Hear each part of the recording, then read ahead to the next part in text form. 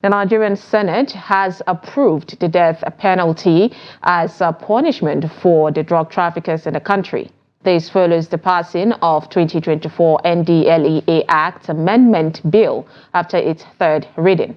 Trust TV's Senate correspondent Tiger Ibrahim brings us this and more from the Senate plenary this Thursday. Take a look.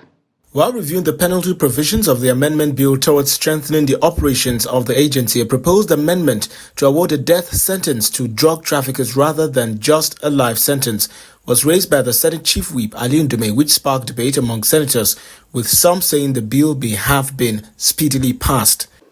I am surprised that the committee is recommending a softer punishment. It was a life imprisonment. In fact, we should change it to death sentence. This is practiced everywhere in this country that are serious about dealing with drugs. We must be honest, transparent in the decision. I am accountable to my conscience and to my community. Death sentence is not a matter for a, nay or nay. Everybody should vote so that we will be counted. When it matters, those who vote for death and those who vote for punishment. I really satisfied what you need to ask for, which is your right, is to ask for a division. And so it's put to court, but you didn't do that. The bill was subsequently read for the third time and passed by the Senate. Also, a bill for an act to upwardly review salaries, allowances, and other benefits of judiciary workers passed second reading in the Senate. The bill proposes to address the prolonged stagnation in their remuneration to reflect the current socio-economic realities.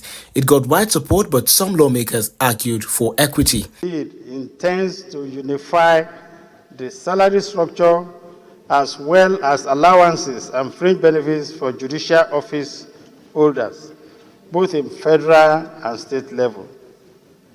This proposed legal framework undoubtedly will bring about significant improvement in the welfare, capacity, and independence of judiciary. No right-thinking Nigeria will not think that it's good to keep the judiciary comfortable, especially those in the states. Because when you go to the states and see judiciary officers jumping in Okada and Keke, you will cry for the nation.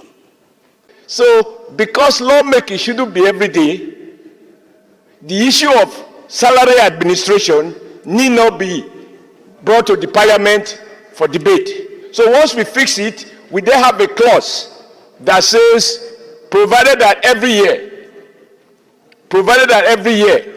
within that law, there should be a provision of appropriate organs to review, take into account the rate of inflation, and adjust the wages of both the Chief Justice of the Federation, all the judges that are covered by this act. President of the Senate, Godswill Akpabio, after deliberations, referred the bill to the Committee on Judiciary, Human Rights and Legal Matters to revert in 4 weeks for further legislative function.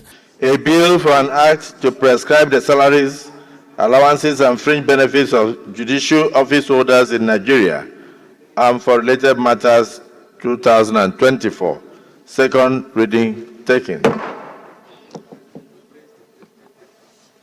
This bill is now committed to the Committee on Judiciary, Human Rights and Legal Matters to report back to the Senate in 4 weeks. The Nigerian Senate has also approved the sum of 549.6 billion naira for the Nigerian Communications Commission (NCC) for the 2024 fiscal year, with a recurrent expenditure of 155 billion naira. That the Senate do approve the sum of 549 billion 674 million and 311,000 naira only as the Nigerian Communication Commission budget for the year 2024.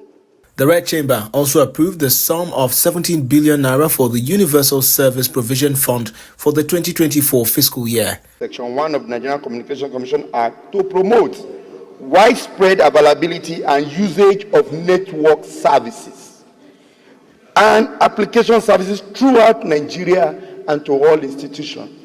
The Senate has approved the sum of 17 billion naira only as the budgetary estimate for 2024 of the Universal Service Provision Fund's budget.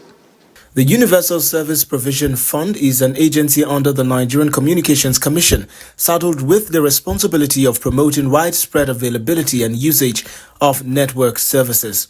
From the Red Chambers of the National Assembly, Sagir Ibrahim, Trust TV News, Abuja.